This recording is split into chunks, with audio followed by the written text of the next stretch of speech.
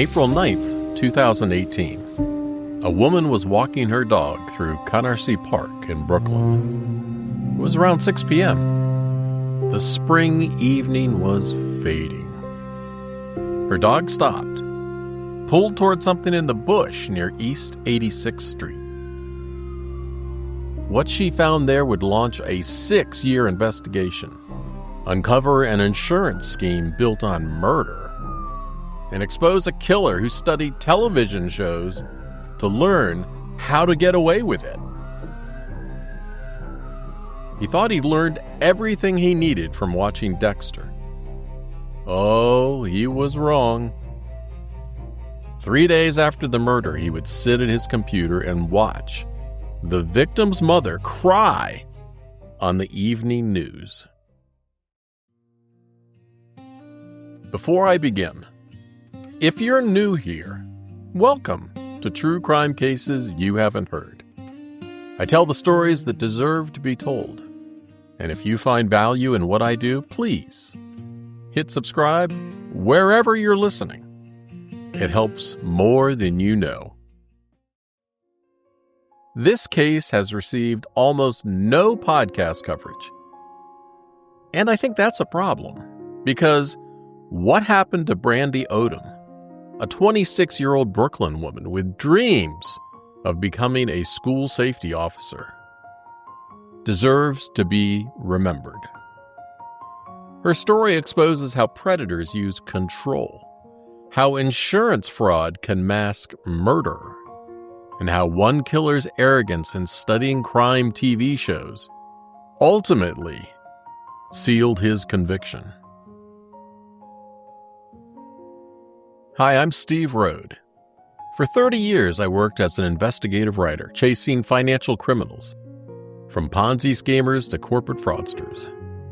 I also spent years in emergency services, 2 years as a police dispatcher, taking emergency calls, surveillance photography with local law enforcement, and chief pilot for public safety operations, flying search and rescue missions for police, fire, and state departments. Today's case is one that stayed with me, not just because of the violence. I've seen plenty of violence, though that violence was brutal. And not just because of the calculation, though that was chilling, but because of how thoroughly documented it became through one man's own digital footprint. Cory Martin believed he could outsmart investigators by studying fictional crime shows. He watched Dexter to learn dismemberment techniques. He watched The First 48, actually a show that I love. He watched it to understand how police worked the critical first hours of a homicide investigation. According to co-conspirator testimony presented at trial, he was taking notes. But here's what Cory Martin didn't account for. Deleted internet searches can be recovered. Voice recordings can be analyzed. And the people you've terrorized for years will eventually find the courage to testify against you. This is the story of Brandy Odom. She deserves to be more than a case number. Brandy Odom was 26 years old. She lived in Brooklyn with her mother, Nicole, and her 2 sisters, Asha and Alicia. According to her mother, Brandy liked to be her own boss. She moved out at 18 to pursue job training certificates to build her own life on her own terms. At the time of her death, she worked for a security company. But she had bigger plans. According to news reports from 2018, Brandy had recently received notification of a job interview. She wanted to become a school safety officer. I mean, think about that for a moment. This was a young woman who wanted to protect children, who wanted to stand in the halls of a school and make sure kids felt safe. Her mother, Nicole, would later tell reporters, according to ABC 7 in New York, everybody loved her. I can't even see how one person would want to do this to her. Brandy had a distinctive tattoo on her left breast. One word: chocolate. It was this detail mentioned in news coverage that would allow her mother to identify her remains after what happens next. Look, one thing that's going to come up is that Brandy somehow got involved in sex work. And I don't know how Brandy did get involved in sex work. The court records don't say. But her mother caught on, and she tried to help. According to testimony, Nicole, Brandy's mother, moved Brandy to her sister Aisha's apartment in Brooklyn, hoping to get her away from that life. It was a mother's attempt to save her daughter. What Nicole didn't know was that Adele Anderson, a woman who would become central to everything that followed, lived right downstairs in the same building. Anderson was also doing sex work. Brandy and Anderson became friends. They even moved in together. Then in 2016, according to Anderson's testimony, they started using Cory Martin's house in Rosedale, Queens for their work. And they started living with him. Martin became their pimp. He controlled their money, their movements, and their bodies. And that's how Brandy Odom, a woman who still dreamed of becoming a school safety officer, ended up living under the control of a man who would eventually kill her for insurance money.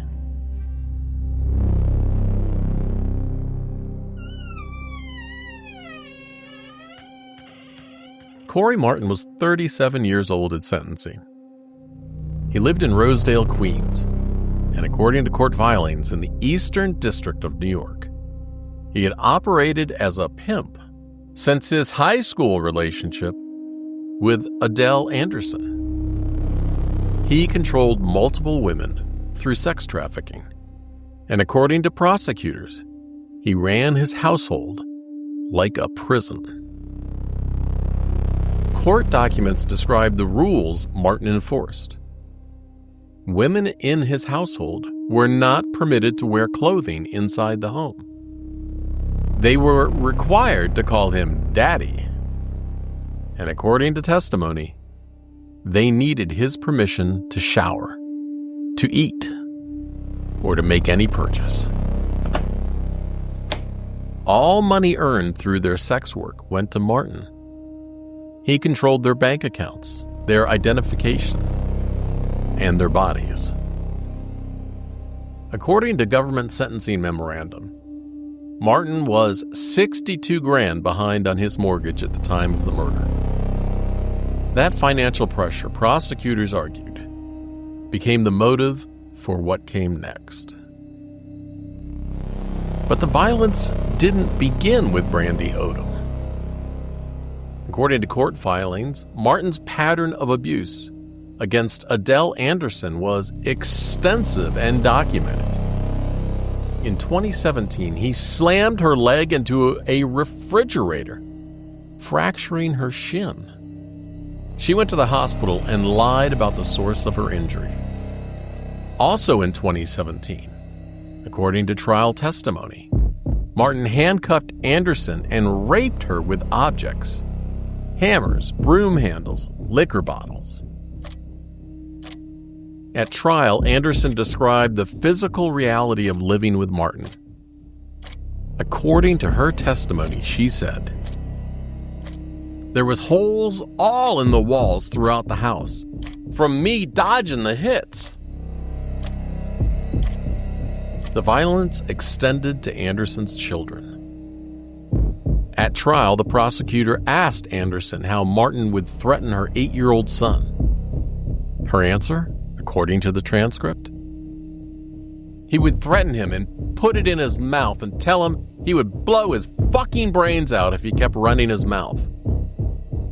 Anderson described one incident. He put a gun in his mouth, told him to stop running his fucking mouth again.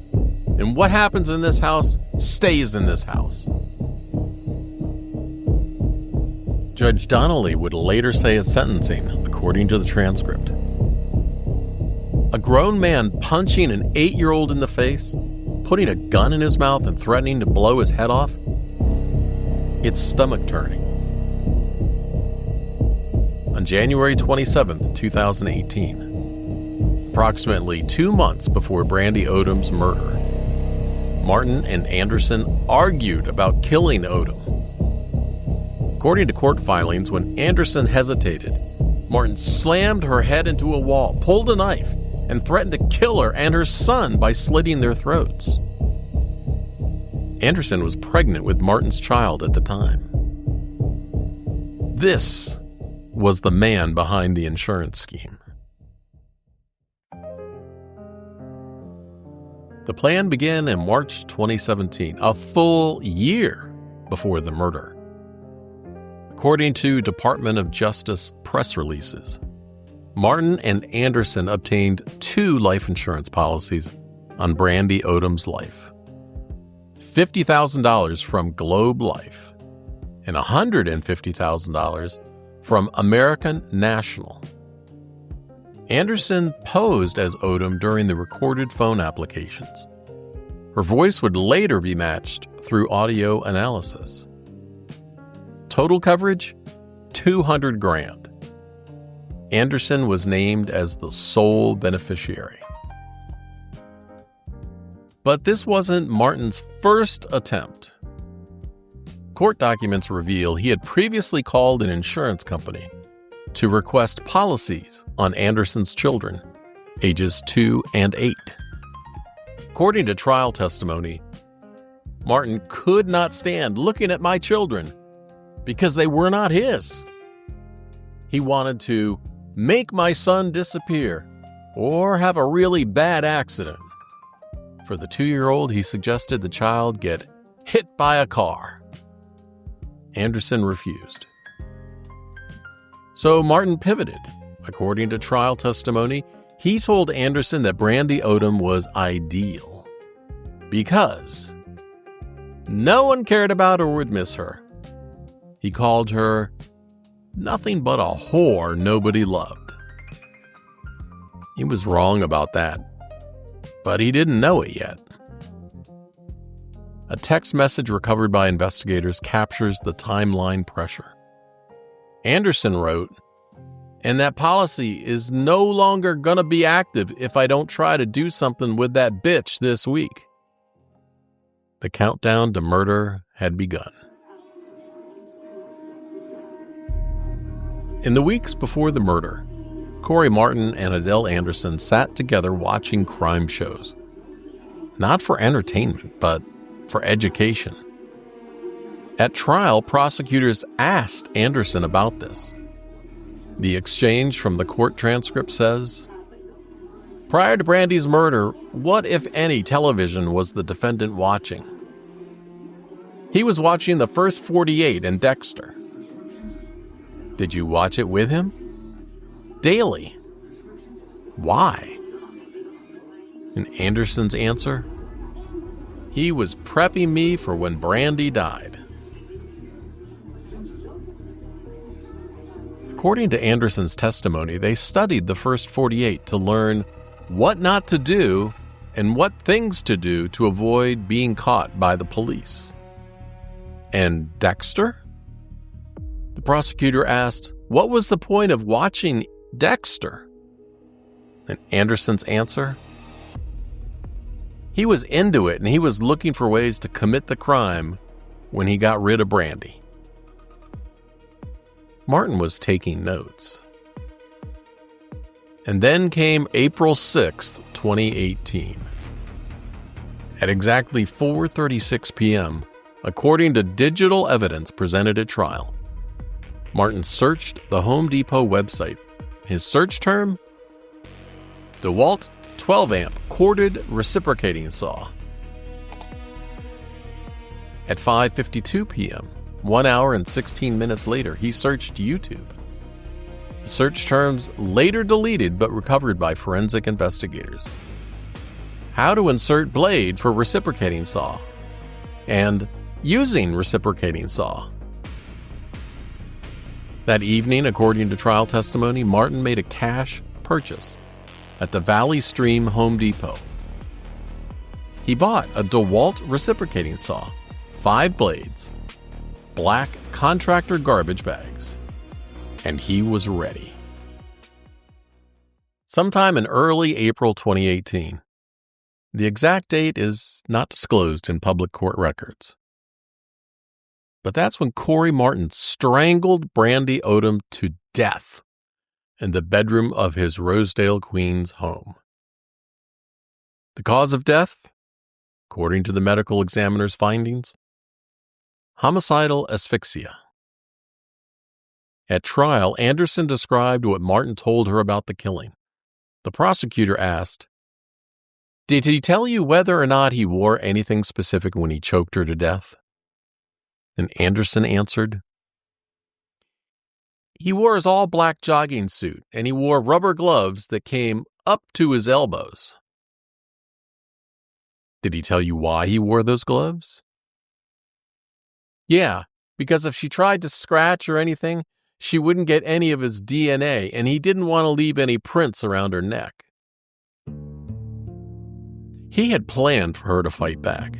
He had dressed for it. Anderson's testimony revealed something else Martin said afterward. According to the trial transcript, he said, "This is the first time I've ever felt somebody's life leave their body." He said it like it was an observation, like it was interesting to him. Brandy Odom did fight back. Judge Ann Donnelly at sentencing would note from the evidence, "It takes a long time to strangle somebody. It's an agonizing death." This was a 26-year-old woman who had wanted to protect children for a living, who had a job interview scheduled, whose mother had tried to save her by moving her to a new apartment. But for Cory Martin, the murder was only the beginning. And what came next was the technique he studied on television. At this point, Cory Martin had strangled Brandy Odom to death in early April 2018. After spending a year setting up $200,000 in insurance policies, with Anderson posing as Odom on recorded calls. He bought that reciprocating saw. He watched the tutorials. And now he was about to put what he'd studied into practice. What comes next is difficult to hear, I want to warn you. But I'm including it because it matters, because the brutality of what Martin did to Brandy Odom's body is part of the evidence that convicted him, and because understanding what her family had to sit through during that trial is part of understanding their 6-year fight for justice. According to testimony from Adele Anderson, Martin and Anderson prepared the bathroom like a scene from that television show Dexter he had been watching. The prosecutor described it at trial, according to the transcript. They covered the ceiling, they covered the bathroom, the window in the bathroom, the floor, the door, the sink, the toilet, and the tub. Everything. All of it lined with black garbage bags and duct tape, floor to ceiling. Over the next 2 days, April 6th through April 8th, 2018, Martin dismembered Brandy Odom's body with the reciprocating saw he'd purchased hours after researching it online. According to Anderson's testimony, Martin wore a black jogging suit and Timberland boots during the process. Each time he left the bathroom, he stripped off the outfit to avoid tracking evidence through the house. Anderson's trial testimony, quoted in court transcripts, describes the moment she discovered what was happening. She said, When I was sleeping with my daughter, I was in the middle of the night, like 2 in the morning, and I just heard something like a machine. So I woke up and stormed into the bathroom like, what the fuck are you doing? You're making a lot of noise. And when I opened the door, I saw Brandy laid up in the tub, and her arms were already cut off. And it was sitting in a bag on the floor, a garbage bag, a black garbage bag on the floor. And so when I walked in, he was right like under the butt area where the thigh is. He was telling me, this shit is hard. I never chopped up a body before, but this is like a meaty area, and it's giving me some trouble. According to the government's sentencing memorandum, Odom's arms had been severed at the elbow. Both legs had been severed at the hips and knees. The bathroom wasn't the end. I've spent 30 years investigating people who believe that they were smarter than the system. Ponzi schemers who studied other Ponzi schemes, convinced they'd found the formula that wouldn't collapse. Fraudsters who'd analyzed their predecessors' mistakes and believed they avoided the same fate. And killers like Martin, who genuinely believed that preparation was the same thing as competence. Here's what they never account for.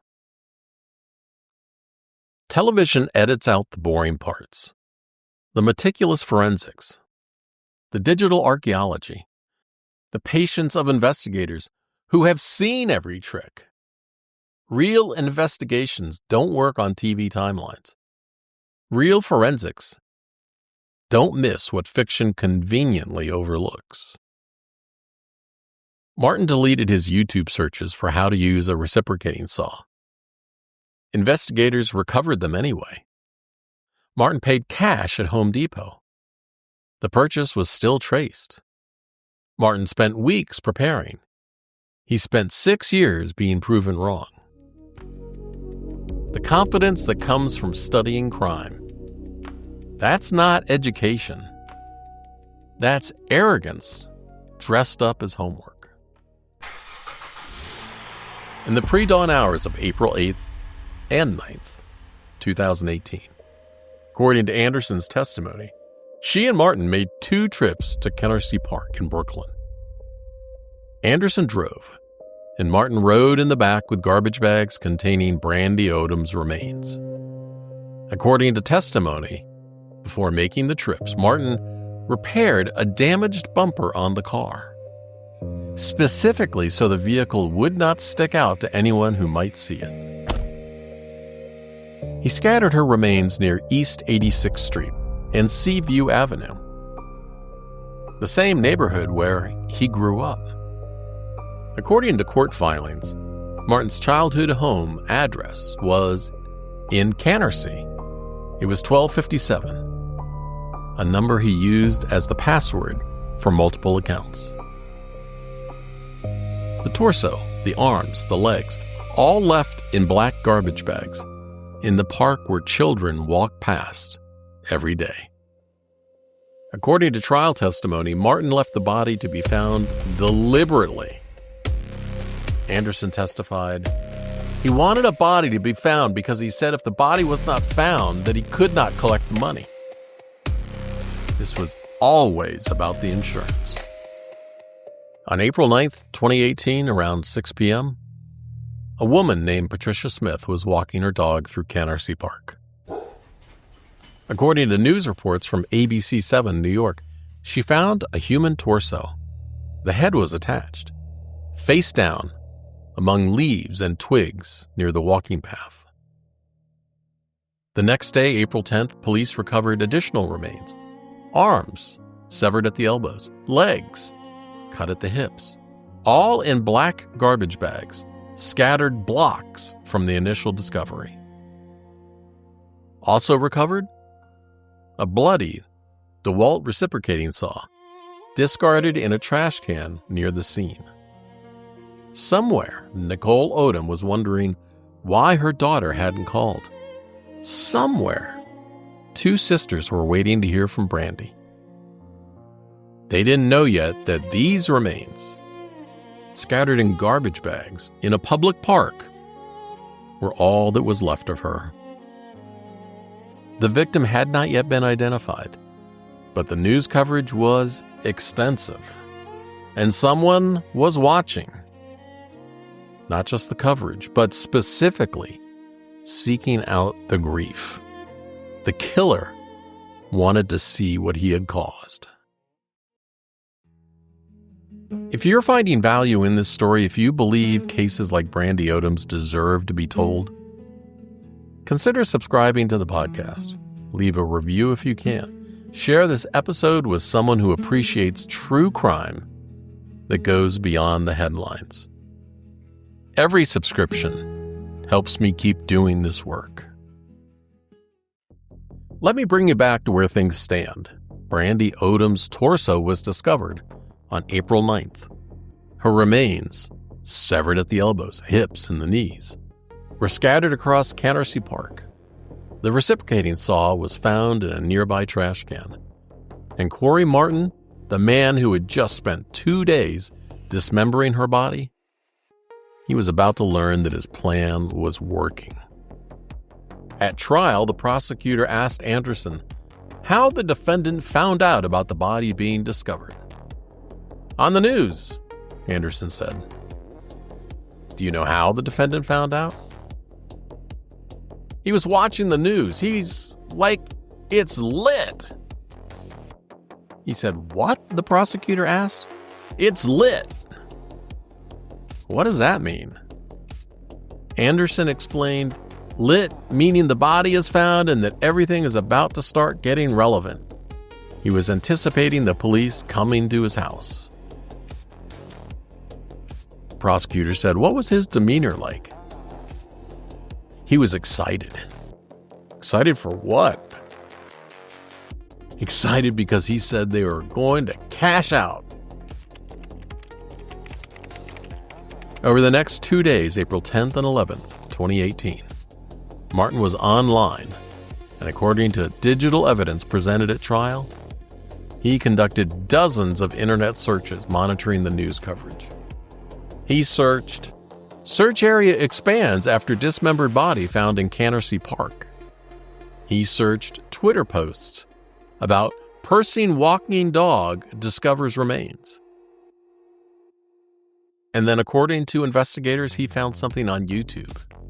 An exclusive interview of mother of girl found in park.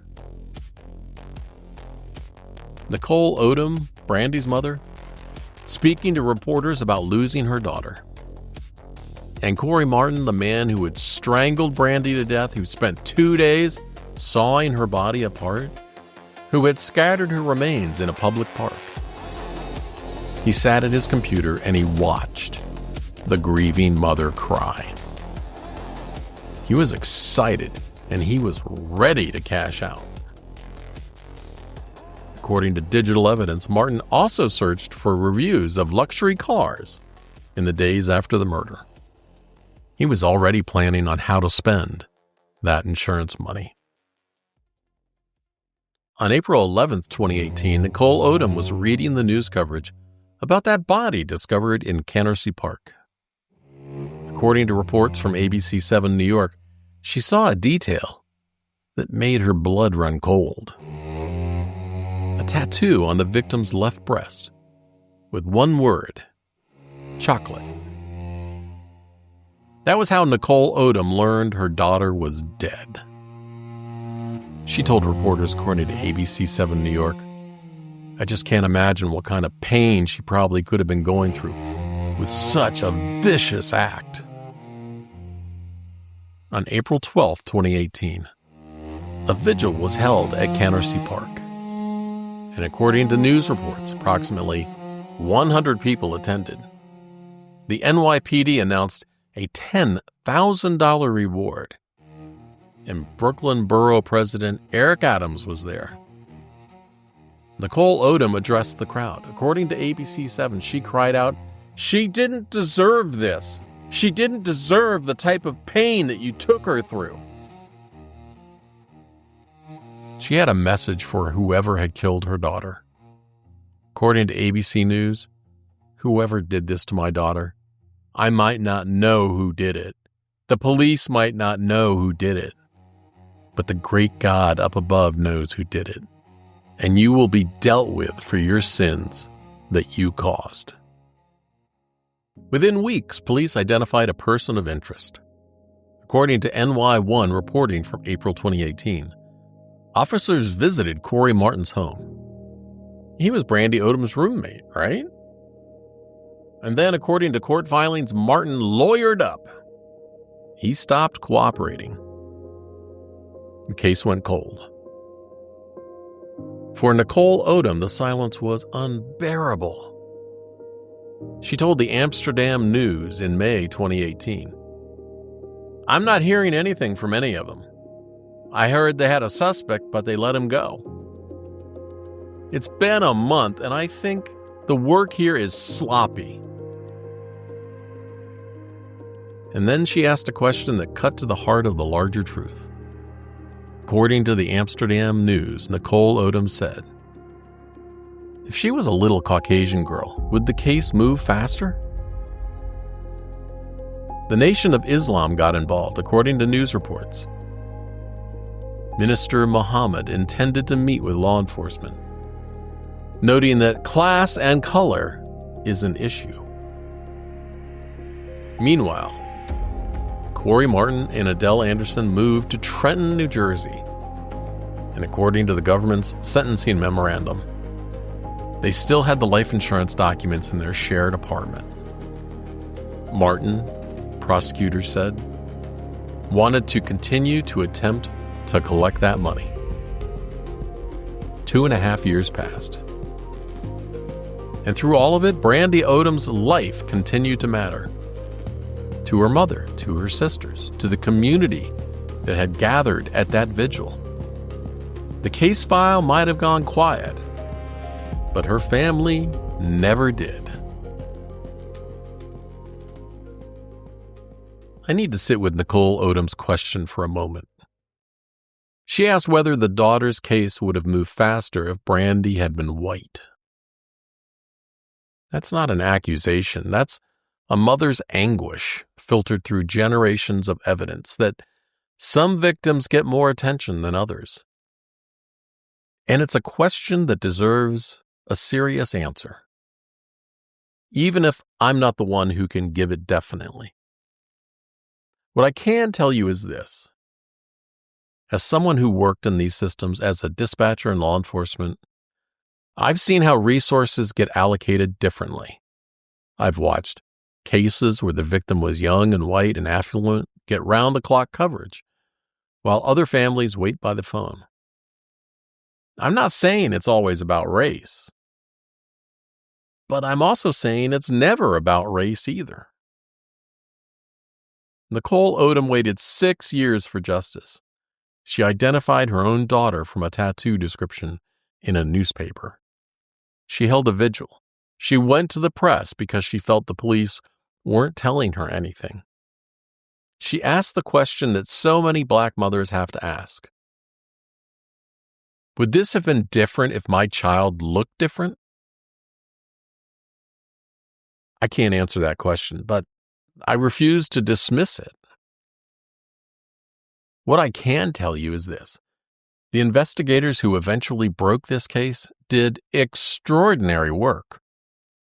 The digital forensics, the voice analysis, the painstaking reconstruction of a timeline, their meticulous work, that's dedication. The FBI agents and the NYPD detectives who built this case deserve credit, a lot of credit for what they accomplished. But it took 2.5 years to make an arrest, and 6 years to get a verdict. For Nicole Odom, that's 6 years of not knowing, then waiting for accountability. That's too long. At least it feels like it's too long. And her question about why some families wait longer than others, that's a conversation this country still needs to have. By now, Nicole Odom had waited 2.5 years. She had identified her daughter from a tattoo description. She'd held a vigil. She demanded answers. Martin had lawyered up and the case had gone cold. And in October 2020, something changed. In October 2020, about a week before the arrests, Adele Anderson sat down with federal investigators for a voluntary interview. According to court documents, she told them Martin had strangled Odom and cut up her body with a saw. She admitted helping dispose of the remains. But she said she was terrified of Martin. The FBI had been building a case for 2 years. Digital forensics, voice analysis, confirming Anderson had posed as Odom on the insurance applications. Cell phone records, the deleted YouTube searches, recovered. On November 4th, 2020, 2.5 years after Brandy Odom's torso was found in Canarsie Park, FBI agents arrested both Cory Martin and Adele Anderson in Trenton, New Jersey. Here's the key detail. They weren't initially charged with murder. The charges were wire fraud and aggravated identity theft. It was that insurance scheme. Murder charges would come later. Martin was detained without bail as a flight risk and danger to the community. Anderson was released on $200,000 bond with a GPS monitor. Nicole Odom had waited 936 days for an arrest. But the case was far, far from over. In September 2021, nearly a year after the arrests, Adele Anderson accepted a plea deal. According to DOJ press releases, she pleaded guilty to murder for hire, identity theft, and wire fraud. But more importantly, she agreed to testify against Cory Martin. 1 month later, in October 2021, prosecutors filed a superseding indictment. And for the first time, Cory Martin was charged with murder for hire and conspiracy to commit murder for hire. And the charges could put him away for life. This is how federal cases often work. They start with the charges you can prove, the fraud, the identity theft, and they build towards murder, using the co-conspirator's testimony to close the case. But Anderson's role creates complexity that deserves acknowledgement. She was both perpetrator and victim. She participated in the murder of Brandy Odom. She posed as Odom on insurance calls. She prepared the kill room. She drove the getaway car. But she was also, according to court records, subjected to years of horrific abuse at Martin's hands. Raped with objects, fractured bones, knives to her throat while pregnant, her children threatened with death. At Anderson's sentencing hearing, Judge Donnelly referenced a forensic psychological evaluation by Dr. Dawn Hughes. According to the sentencing transcript, Dr. Hughes concluded that Martin maintained power over Anderson through what experts call coercive control, sexual violence, threats, abuse of her children, intimidation, and isolation. Dr. Hughes went further. According to the court record, she found that by the time of the murder, Anderson had developed a condition known as trauma-coerced attachment and was highly susceptible to Martin's trauma-coerced persuasion. The probation office put it more simply in their report.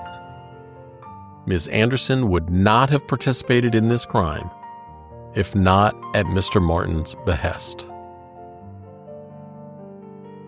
That doesn't excuse what she did. No. But it explains why the government ultimately recommended probation for someone who had helped plan and cover the murder. The defense would later argue that it was actually Anderson who was the true mastermind, and that she had killed Odom out of jealousy over Odom's sexual relationship with Martin. The jury would reject that defense. Let me reset the timeline.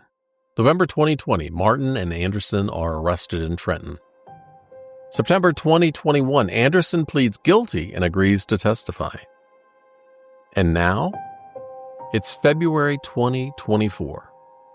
Nearly 6 years after Brandy Odom's body was discovered in Canarsie Park. And Martin is finally facing trial in Brooklyn Federal Court. The trial began in Brooklyn Federal Court in February 2024 before U.S. District Judge Ann Donnelly. Prosecutors Tanya Hajar, Emily Dean, and Andy Palacio presented the government's case. Defense attorney Anthony Sisuti represented Cory Martin. Anderson testified for approximately a day and a half.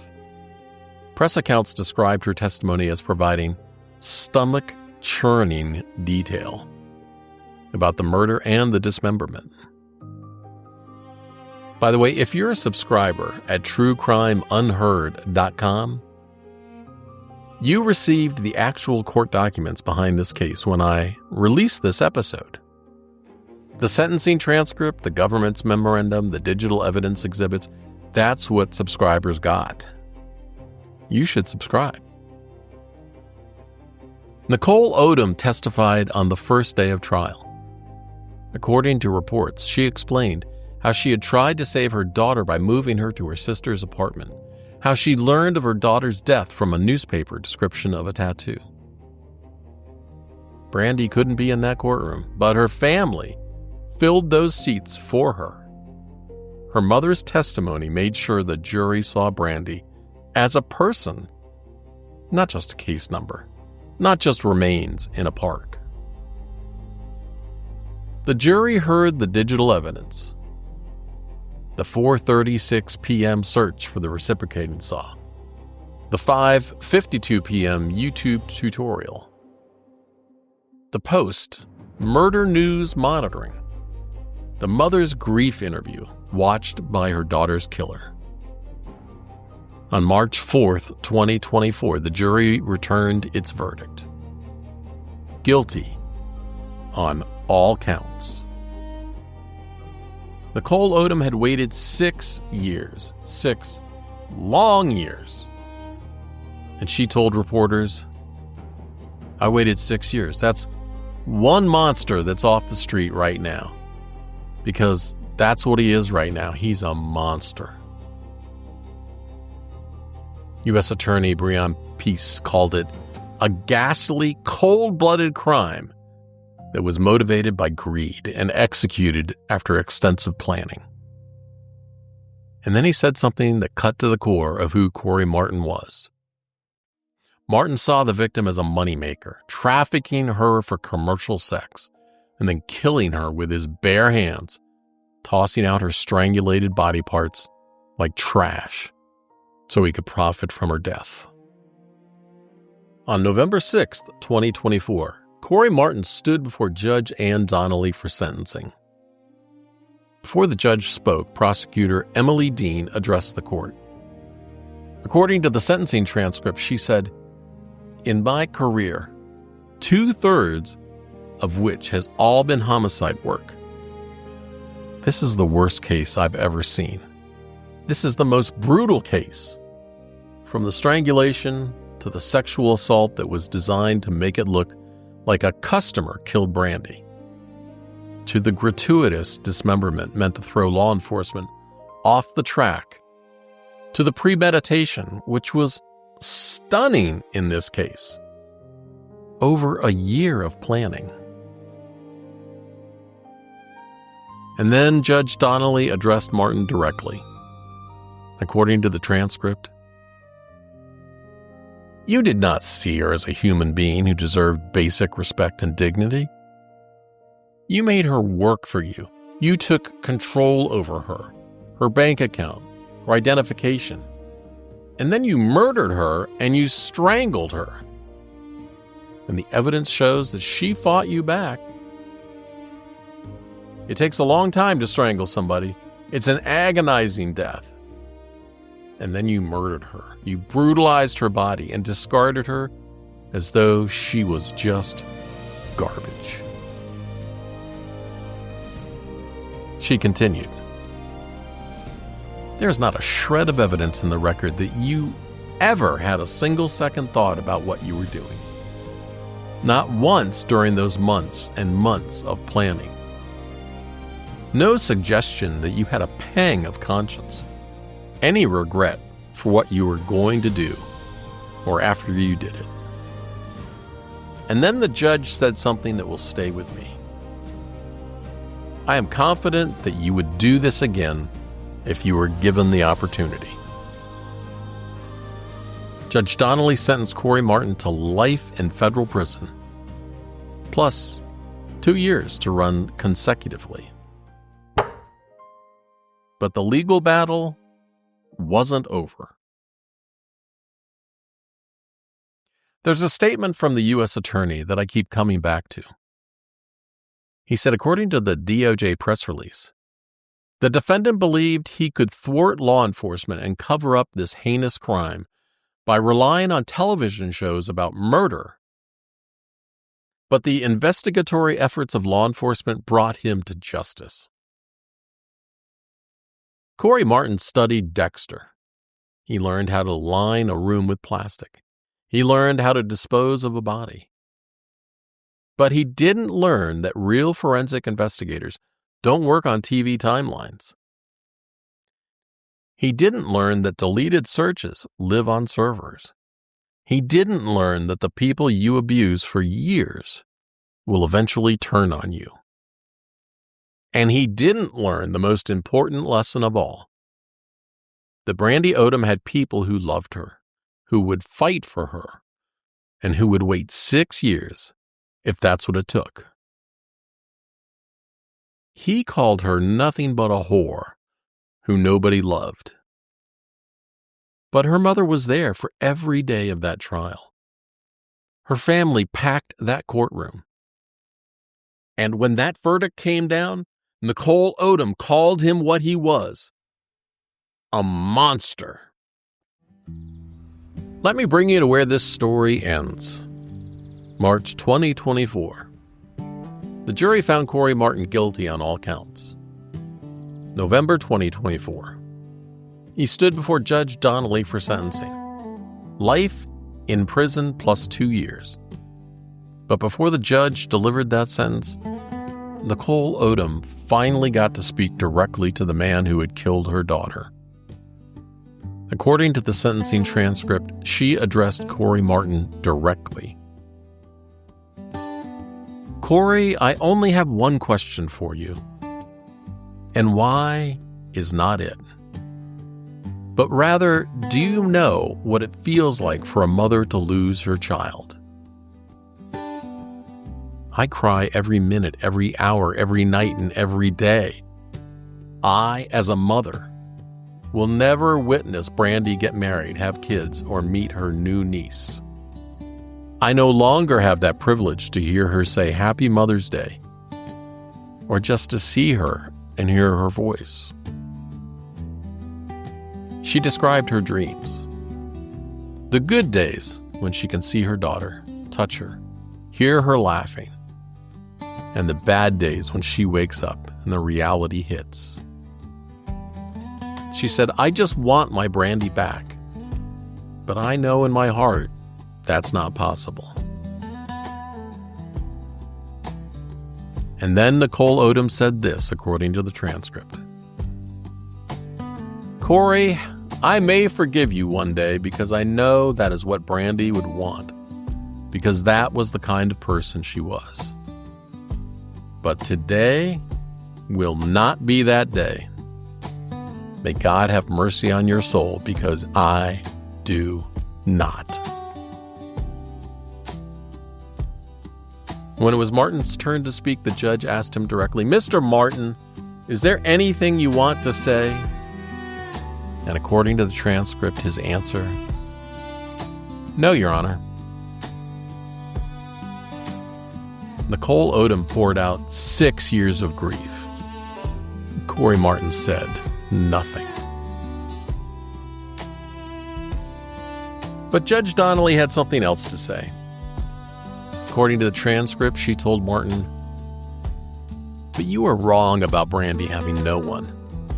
And I do want to take this time to acknowledge the people who loved her and cared for her. Her mother, her sister, all of these people who attended every day of this trial. And to endure hearing and seeing what you did to their child, their sister, their family member, their friend." And she continued, "Even her customers who said she was a good person. She had plans, she had dreams. And the people who investigated this case, the police officers, detectives, agents, and prosecutors who spent years leaving no stone unturned to gather the evidence that would bring Brandy's killer to justice. Brandy mattered to them, too." The legal aftermath continues. On November 15th, 2024, just after the sentencing, Cory Martin filed an appeal to the Second Circuit Court of Appeals. His lawyers argue the federal murder-for-hire statute was the wrong charge. As of December 2025, when I'm recording this, that appeal remains pending. And Adele Anderson, the co-conspirator who testified against Martin, received her sentence in August of 2025. Probation. No prison time. According to court records, the government acknowledged that Anderson was a victim of horrifically abusive, long-term domestic violence. And Judge Donnelly told Anderson at her sentencing, "Cory Martin was a remorseless killer who would have killed anyone to get what he wanted. Eventually, he probably would have killed you too." Justice in this case was complicated. It took 6 years. It required one victim of abuse to testify against her abuser. And even now, with Martin behind bars, the legal questions continue. But for Nicole Odom, who waited 6 years, who sat through every day of that trial, who listened to the details of what was done to her daughter, the verdict still stands. Guilty. And Brandy Odom's story, finally, has been told.